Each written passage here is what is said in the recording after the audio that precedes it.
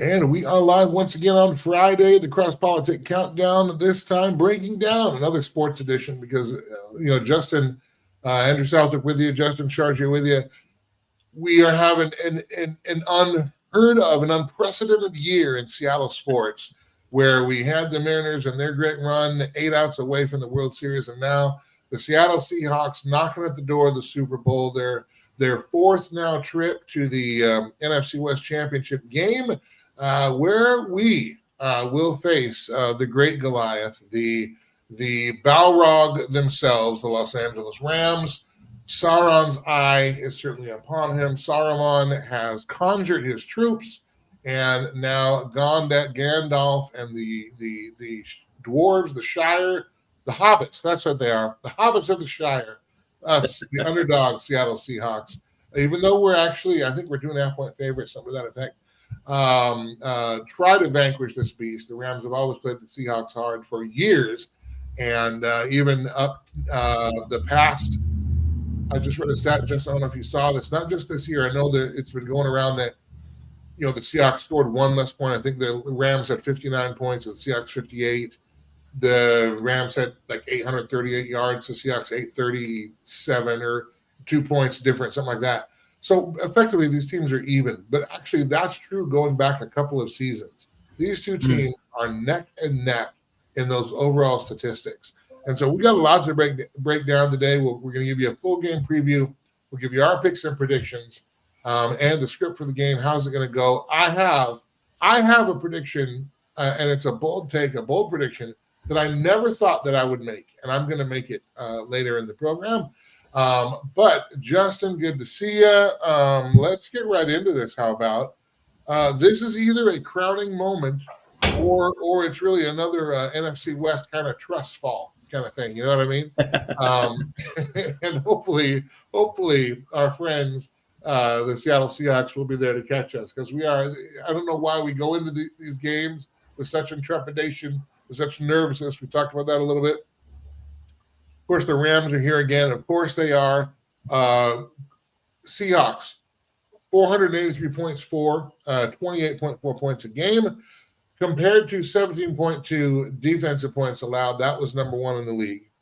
The Rams, 30.5 points per game, compared to 20.4 points against. So let's get a confidence check from you, Justin. Are you calm or are you bracing for impact here? I mean, we talked about this a few times. It does not seem to matter the odds. It doesn't matter the spread. It doesn't matter. Momentum doesn't seem to play a big factor when it comes to being a Seattle sports fan. You just brace for the worst and hope for the best.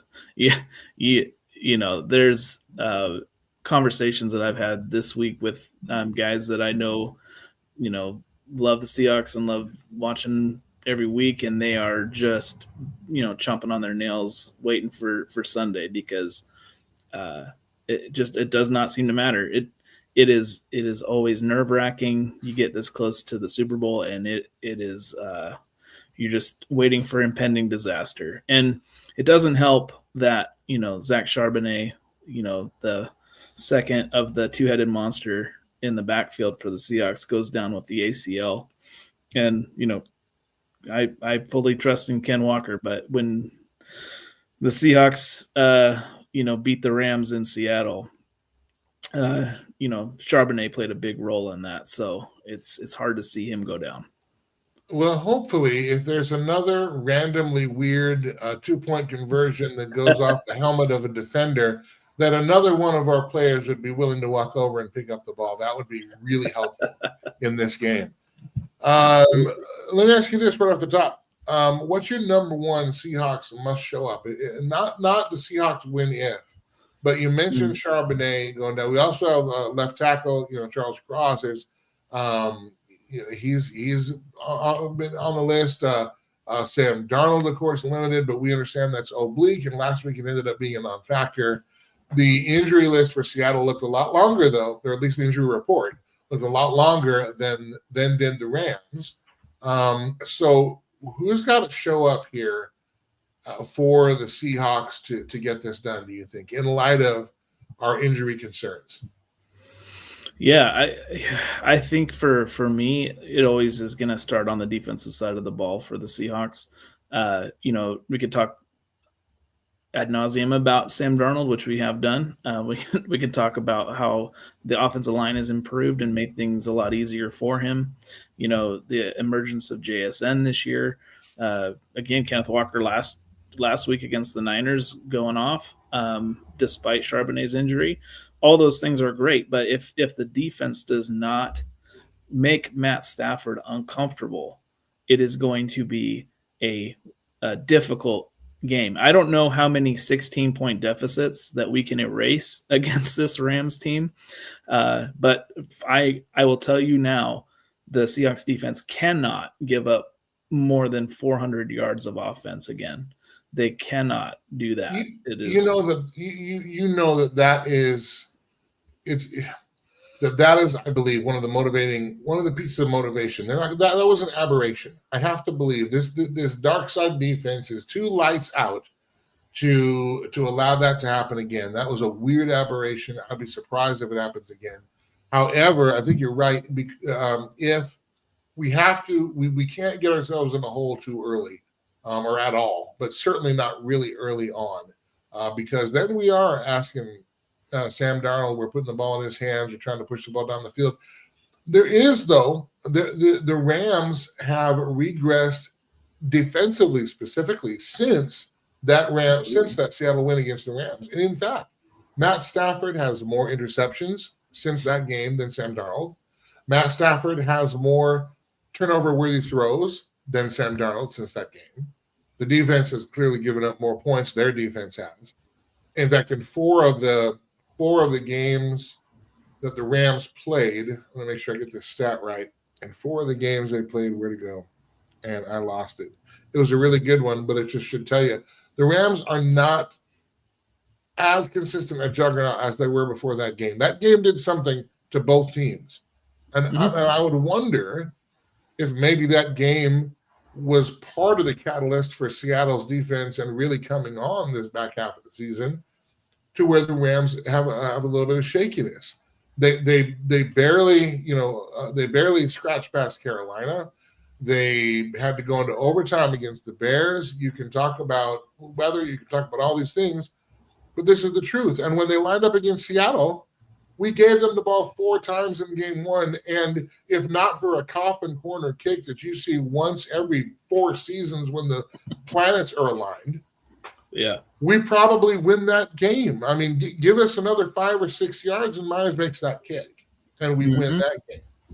Then we have our shootout, and yes, balls bounced our way, but such is life, such is football. The Seahawks also, in the regular season, defeated more playoff teams, this year playoff teams, than did the Rams. I think the Seahawks, first of all, are the best team in football, and I think they are better than even we as fans give them credit for. Wouldn't you think? I do. I mean, I agree. They are top down the best team left in the field. There is, I don't know. There's not any.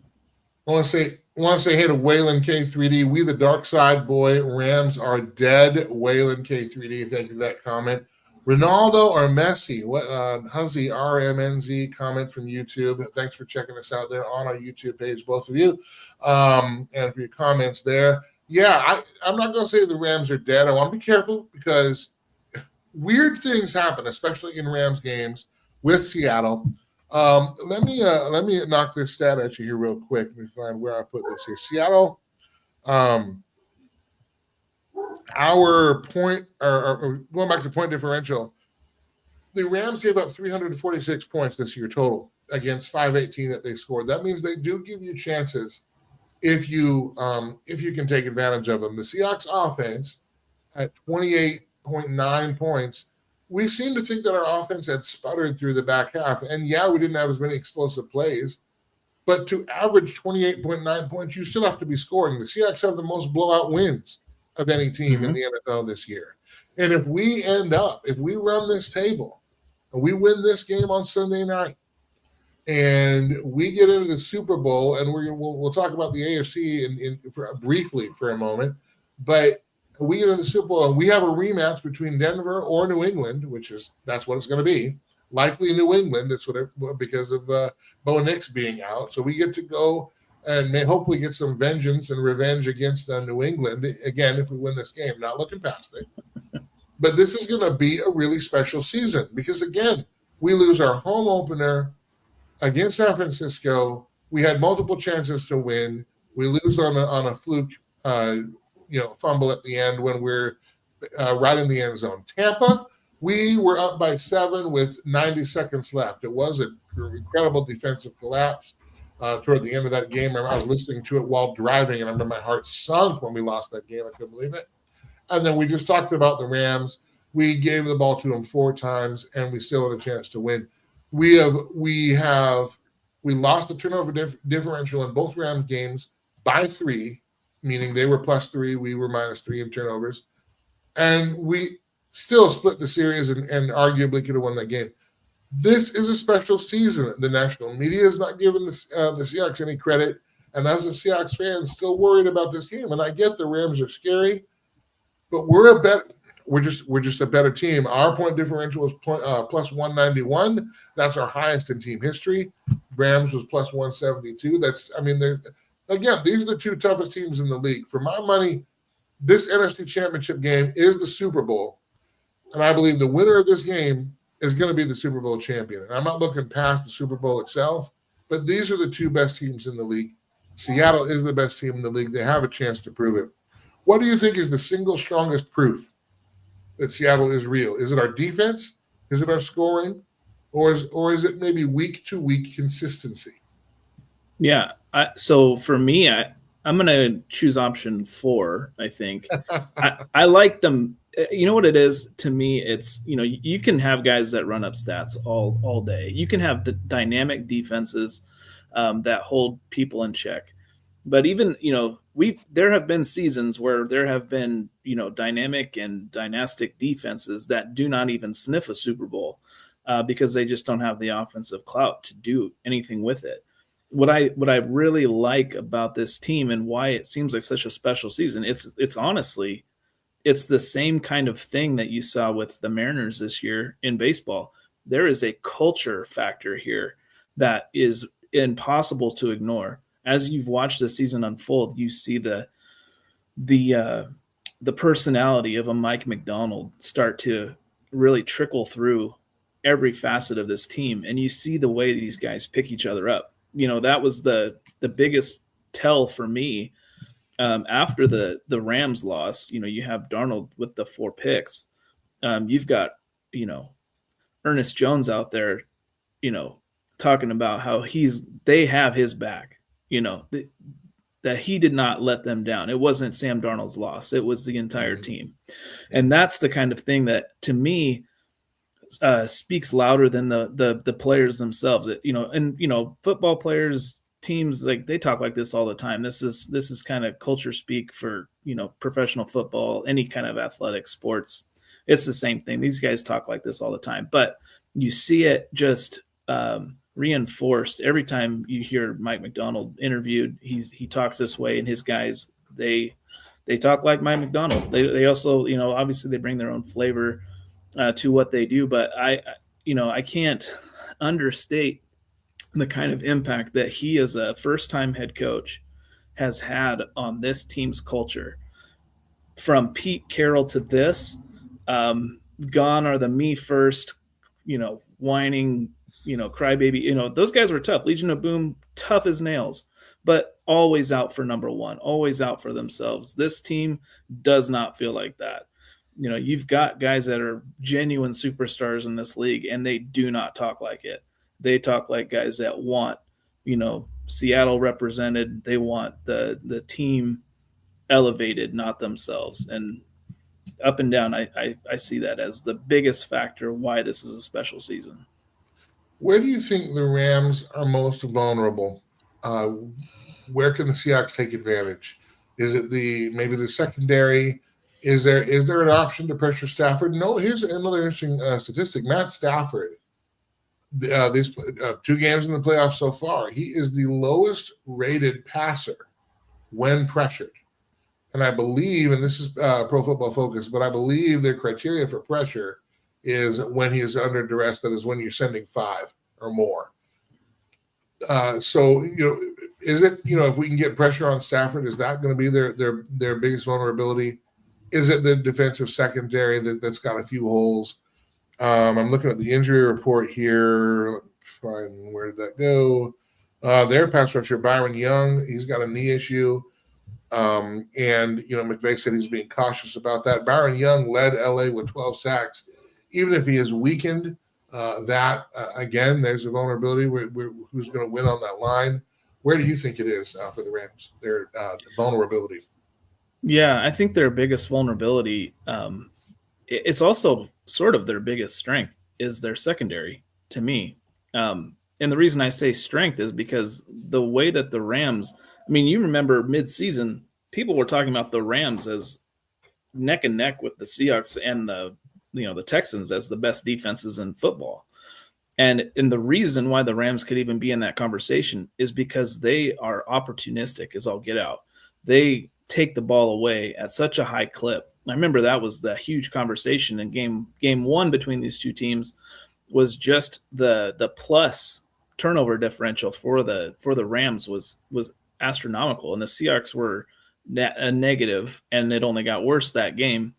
But that to me was, the reason why the Rams could claim to have such an elevated defense was just because they were ball hawks. But you look at the secondary against even a team like the Carolina Panthers, who could barely cobble together an 11-man offense. Moving the ball with some regularity there, that with Bryce Young at quarterback, that is shocking. And then Caleb Williams did the same thing to him. And if it wasn't, again, for a couple of turnovers, a couple of picks, we're maybe talking about a Seahawks-Bears NFC Championship game, not Seahawks-Rams. So to me, I think their secondary is pretty suspect. They live and die on a pass rush. You mentioned the 12 sacks. That is, dangerous. That's a little scary, obviously. But if you can get the ball out quick, get some of that play action going because you've got a run game that's effective, you can pick on that secondary. And we've got the weapons to do it. What kind of game are you expecting? Are you expecting a chess match or a fist fight in this one? Oh, man. Tacticians, right? So you got McVay, the offensive mastermind. You've got McDonald, the defensive wizard. There is something about this that is going to be some 4D chess going on. I feel like, it's the first 2 games of the season were entirely different. One was a low-scoring affair that was won by a field goal, or a field goal's margin. Missed field goal by the Seahawks. The second one is a shootout in overtime where both teams scored over 30 points. So it's really hard to say what kind of game we're in for. Both of these guys play by the logic of, the game will sort of unfold as it will, right? The game declares itself. That's a big Mike McDonaldism. So you're just looking to see kind of what unfolds. But these guys are tacticians, and I expect there to be some 4D chess. But at the same time, these guys do not like each other. These teams do not like the guys that are standing across the line of scrimmage from them. So I do expect some chippiness, probably some physicality, and it's going to be a knockdown, drag out. Here's a time out real quick because I don't want to let this pass by. I'm going to bring this on the stage just from the Seahawks X page. Of course, John Schneider being named the PFWA Executive of the Year. And and we're waiting to see if he'll be the NFL Executive of the Year. I guess the odds-on favorites are that he is running away with that. I would also suggest, Mike McDonald being he has got to be now one of the top 3 for Coach of the Year. I don't know why Seattle's been overlooked in this so far with Schneider's early draft success. It's true. Towards the middle tail end of the Pete Carroll era, we didn't see as much draft success. You can kind of wonder why that might be. Maybe he meant for some of those draft selections to get playing time. But as we know, Pete Carroll preferred the veterans, particularly toward the end of his tenure here. But my goodness, the roster that John Schneider has constructed, the wizardry. I mean, you think with Geno Smith, not only did you get off the Geno Smith bus in time, just like Russell Wilson, but you parlayed that into Sam Darnold and a third-round pick, which is what you got in the Geno trade to Las Vegas. So, I mean, just masterful. And then I don't know of a pick in the last draft that he missed on. What in the 2025 draft? Where's the weak link in that? You know what I mean? Just incredible. Yeah. And not only that, not just from a production perspective, but a culture perspective. These players have to, they've got to work together. They've got to eat and breathe together, and they have to buy into Mike Macdonald's system. And they certainly have. I don't know if you saw the video. I can't play it because of copyright stuff, but the video that the Seahawks put out that showed Mike Macdonald in his first team meeting predicting the NFC Championship game being played in Seattle in mid-30s weather, that kind of thing. Now, he thought it would be that season. I think he said 9 months, and it ends up being about 20. But nonetheless, we are right where he predicted them. He would lead the team, and he has done that. And John Schneider is absolutely responsible. This is his team construction from coach on down. And, congratulations to John Schneider. People were calling for his head a year and a half ago. Today, he is clearly noticed as one of the smartest football executive minds in the game right now. And he's starting to get some flowers for it. I don't know. Your thoughts on John Schneider's effect on the success of the Seattle Seahawks? Yeah. Can you imagine an alternate reality where the Seahawks opt to keep a Pete Carroll over a John Schneider? I mean, that's the difference between 14-3 Seahawks and a 2-win Oakland Raiders. I mean, and if you think I'm overstating it, Pete Carroll took with him Geno Smith, right? He took with him the guy that he fought for as his guy, and he got blasted and is out of a job. Like, to me, the alternate reality where there is no John Schneider at the head of this Seahawks organization is a world I don't want to even consider. The fact that we have a guy who, drafts a Gray Zabel to anchor your, interior line, Nicky Manwari, who, if not for, playing a position that may not get as much hype as some of the others on defense, should be a consideration for Defensive Rookie of the Year. You've got those things. You've got the Darnold signing. You've got the Rashid Shaheed trade midseason, which, again, the Seahawks don't win game 2 against the Rams without that punt return. And again, maybe the divisional round looks a little bit differently if he does not take the first kickoff 95 yards to the house. So, you got to look at that. You got to look at the Leonard Williams signing, the Lawrence signing. These guys are, that is direct from John Schneider. And that is, the fact that, it should be the least surprising thing in the world that the top executive goes to him.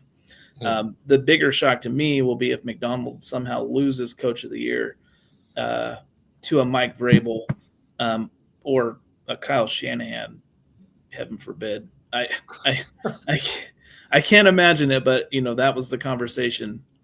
Shanahan's a fantastic coach, and I have to give flowers to Sean McVay as well, as much as I cannot stand the Rams or really any other of our close competition that keeps being a thorn in our side for Seattle.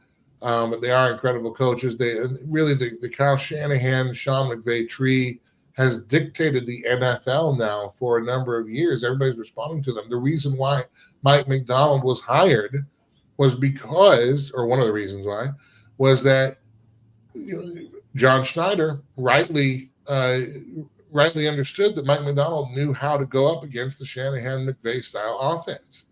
And he saw that in Baltimore, wanted to bring it here. And it's certainly paying dividends. We'll see if it pays the greatest dividend in just a matter of hours here this weekend. Question. Actually, let me do this. We got a few minutes left. I want to give you five keys to this game that I think need to occur for the Seahawks to win. And you can tell me if I'm right or wrong or if I'm missing one. All right. Number one, I do think that the Seahawks need to start fast. I think they need to establish and force the Rams to play from behind, whether that means special teams plus a scripted offense or something like that to get it together. Obviously, I don't think anybody's going in there saying, okay, our first play, Rashid Shaheed is going to run back another touchdown. That's our first play of the game, all right? After that, it's interesting because the Rams have a choice now with Shaheed. Most teams put two receivers back to receive kicks. We just put Shaheed back there, like kick it to him. Mm-hmm. And part of that, I think, is a little bit of that 40 chess you were talking about, because now that gives teams a choice. You can kick it to him, and if your special teams are lacking, which we know the Rams are, then you run the risk of, well, first of all, a fantastic return or a touchdown. You can try to, squib it and get the ball in the landing zone and hope you can get the Seahawks buried back around the 10 or 15-yard line. But if you're short, of course, they're going to get the ball in the 40, they being the Seahawks. And again, you run the risk of Shaheed getting the ball and sneaking through your kick defense. Or you just kick it overhead to the end zone and give it to him, at the 35 or whatever, and just let him and just do that all game long, which is still really good field position. So it puts them in a conundrum. So first, what do you think? Do you think starting fast is a key for a Seahawks victory? I absolutely. Again, I don't like the idea of playing from behind. Just Darnold, as good of a comeback as that was, we know he's prone to the mistake and prone to those opportunistic picks. So staying away from having to play from behind, not being able to utilize your run game, which is a staple of this offense, or your play action, those kind of things would be devastating to the Seahawks team, especially when you got Matt Stafford out there who has the capability of just playing keep away for, if they get ahead. So absolutely, I think playing from ahead, getting a fast start is necessary. And, you think about some of those wasted drives, towards the end of the season, first and goal on the 1 yard line, don't come away with any points. Cannot do that again. Cannot turn the ball over. Can't, stall out in the red zone. We need to punch the ball into the end zone first drive. As an aside, that's an area where Zach Charbonnet will be missed, first and goal on the 1 yard line. However, for some reason, Seattle is allergic, and I think just the team itself, perhaps the city, maybe all of King County, allergic to running the ball on first and goal on the 1 yard line. We cannot do that. We must try dropping back and throwing the ball first before we will try to run the ball. I don't know why we do that. Anyway. We'll just do the AJ Barner tush push 4 times. Give it. Let's go barnyard. They know it's coming. Go ahead and do it. Whatever. We get 4 chances when it's first and goal. So just inch your way there. Eventually, you'll fall into the end zone. Okay, number 2.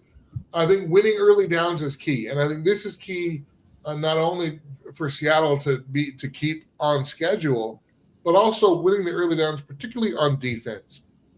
Forcing the Rams into those passing situations where we can put Matt Stafford under pressure. I think the vulnerability that the defense can exploit and make some good hay is finding a way to really pressure Matt Stafford. I don't think we've sacked him this season. I don't think we've gotten home yet. I hope that I hope we can pressure with 4. I mentioned the PFF stat that had pressures of 5 or more, and Stafford's the worst quarterback. But here's the thing. He's the worst rated quarterback with pressure. So let's put them in those situations Let's get, if we're going to do our pressure with our foreman in front, that's fine. That is one thing Nick Eamon-Murray enables us to do. And Sean McVay even said it in a press conference that Nick Eamon-Murray is so versatile because the Seahawks can play any number of base defenses, and they can bring their nickel out, but they can do dime things in nickel. They can do 4-3 things in nickel. So I mean, they're just because of the versatility of Nick Eamon-Murray, and if you notice against San Francisco, I don't think it was the last game, but the last game of the season, they didn't even really disguise their defense. You didn't see a whole lot of motion, they just went out there, stood on the field, and said, go ahead and come on. And the 49ers had no answer, and certainly not in the championship. So anyway, how about it? Winning early downs, particularly on the defensive side. Does that matter, or am I nitpicking? I mean, it matters immensely. With a tactician like McVay, with a quarterback like Stafford, you have to put them in down and distance, when it comes to second, third down. If they're getting chunk yardage on first down with a 3 or 4 yard run, and they're getting second and manageable, third and short, the one Achilles heel for this defense seemingly has been covering tight ends. And the Rams have a bevy of those. And there is, if you get them in short yardage, I don't like trying to cover 5 guys that all have the opportunity of catching the football versus you get them third and long, and you see Stafford kind of, become, throwing up prayers to Puka Nacua to try and get those first down yardage. So, yeah, and I think that's a strong tenet of football all the time, but especially when you've got the kind of offensive mind that McVay brings and the kind of arm that Stafford has. Now, this is a little bit less of a threat for Matt Stafford because he's not as mobile a quarterback as he used to be. But I think still with their running game, we did see them put up some good numbers on the ground in the first halves of the regular season games. But protecting the edge contained, that's been a little bit of an issue for our defense, and it's been tough for our offense to get our rushers out to the edge, even though we've been doing well between the tackles, and we'll likely see some of that on Sunday. But protecting the edge from a defensive side and being able to utilize it on the offensive side for Seattle, how important are the edges in terms of being able to establish dominance this weekend? Yeah, I think, trying to stop Kyren Williams, that's a big ask for that defensive front. You got Williams and Murphy in the middle, so I like our interior defensive line. But yeah, the edges have been suspect. But I think it's an even bigger importance for the Seahawks offense to get that edge in their run game, because again, you don't have the tank back there. You don't have Charbonnet busting it up the middle, and Kenneth Walker deserves all the credit in the world for how he played last week against the Niners and some of his late game heroics in some of these other games. But the one criticism that can be said about him is he just does not hit the hole particularly hard unless he's got that full head of steam. So, stretching it out, getting into the outside, allowing him to kind of get things going, or putting in those added wrinkles of those fly sweeps with Shaheed, getting ourselves out on the perimeter. But again, you don't really trust the Rams' perimeter defense to be able to tackle well in space or different things. So, yeah, I think our offense stretching things out and getting some of that big yardage on screens, sweeps, whatever. Just stay away from the pitch, please. If I never see another pitch, especially a pitch out of shotgun when you need short yardage, like 3rd and 1, so that you have to run 7 yards before you even get to the line of scrimmage. I mean, just please no, just go forward. All right, I'm going to give the last two together. Tackling in space, which the Seahawks have been excelling in as of late, and also limiting or even eliminating free explosives. Puka Nacua, in the game where we won, had more than 200 yards and 2 touchdowns. I mean, that just would anybody like to guard him? We already know that tight ends are a little bit of a blind spot for the dark side. Let's be honest. we've given up some yards to tight ends. And in fact, when the 49 game one against the 49ers, game one of the season where we lost, that was the 49ers second string tight end Tongas catching the touchdown over Tariq Woolen, who misplayed the ball and went for the pick. I'm not criticizing Tariq Woolen. I'm just saying that's what happened. So tight ends are an issue. Middle of the field can be a little bit of an issue. We can't give up those explosives, but that's going to come down to tackling. Beginning of the season and first half of the season, our tackling wasn't that great. It's been fantastic over these past 6 or 7 games. But tackling in space, making them earn every yard, and then limiting or eliminating the explosives so that their drives have to take a long time if they're going to be able to put together extended drives at all. What say you on those two? Yeah, to me, it's sort of one and the same. Puka Nacua as a receiver, the best thing that he brings to the Rams offense is his physicality, his ability to break tackles and the ability to kind of get out in space and then just take off. In the game against the Seahawks, he was able to get loose in coverage and make those big plays, a couple of really big chunk plays there on offense that got the Rams that lead. So definitely it is sort of, a package deal. If there has to be some tight coverage to stop him. And don't forget, this week the Rams do have Devontae Adams when they did not have him in that overtime win by the Seahawks.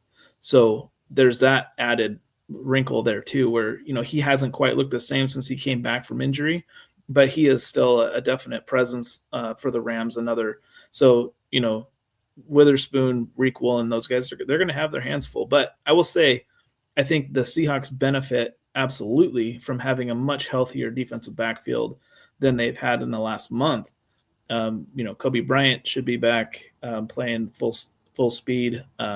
Julian Love, those guys haven't been available much, over the second half of the season. And so having those two guys back who are really strong tacklers and Reek Woolen, let's not forget, like, people were talking about mid-season, like, let's trade this guy. He's kind of turned into a bust after he kind of, blew up on the scene in his rookie season.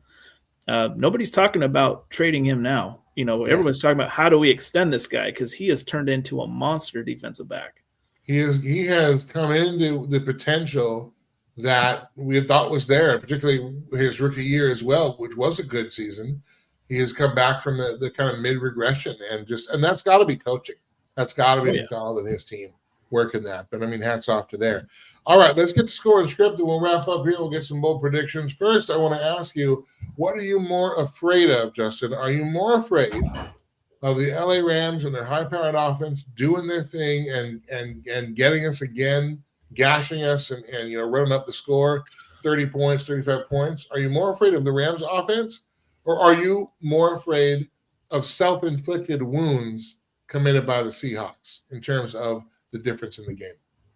Yeah, for me, I would say I do.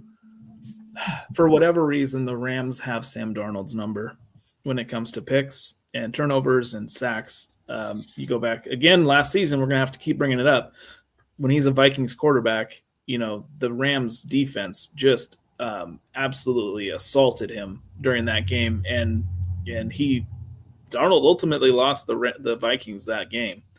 But don't you think it was a little bit their offensive line, though? Minnesota's offensive line has been atrocious for the past couple of seasons, and it's as if he was just standing behind a couple of brooms and a hefty bag and hoping, and and they put a banana peel in at left guard. Maybe somebody will slip on that. I don't know, but he was at a disadvantage. I'm not excusing poor quarterback play or whatever it is, but that he was at an incredible disadvantage in Minnesota with the offensive line, which should be, again, to his credit, that they won 14 games in spite of that. But anyway, keep going. I agree with that. Line obviously plays a huge factor there, but it just seems to me, and the 2 games against the Rams this year, 6 picks or 6 turnovers, you've got to be on the lookout for those turnovers and got to protect the football. Yeah. And there's been different, two different Sam Darnolds. There was the early Sam Darnold where he had the happy feet and he was pretty much just allergic to taking a sack, even if it called for it, and we'd throw the ball away into defenders' arms. And then there was the second half where it was just like, man, you don't have to take every sack. Maybe just like throw the ball away every once in a while. So, those two things are Sam Darnold playing a good game at quarterback, the kind of game he played last week against the 49ers, albeit sure you get handed a 7-point lead before you even take the field. Awesome. But at the same time, you got to be a really good, field general out there. But I am worried the most about the Rams getting uncorked and just going for 35, 40 points. That to me is the bigger worry because of how dynamic Stafford is and McVay as an offensive mind. Even against the dark side defense, which could be an NFL historic defense, depending on how the rest of the season unfolds here. Wow. I'm not saying disagree. I'm just saying like that is a compliment to the Rams offense, and unfortunately the mind of McVay, who I believe shares one of the 9 rings of power. As it were, he is a ring wraith, I'm telling you. Okay, how about this? Who's your quiet X factor? Who is going to make a difference in this game? You can take it Rams or Seahawks. That will matter in this game. I have one. It's my bold prediction. I'm going to wait. Let me hear what you think.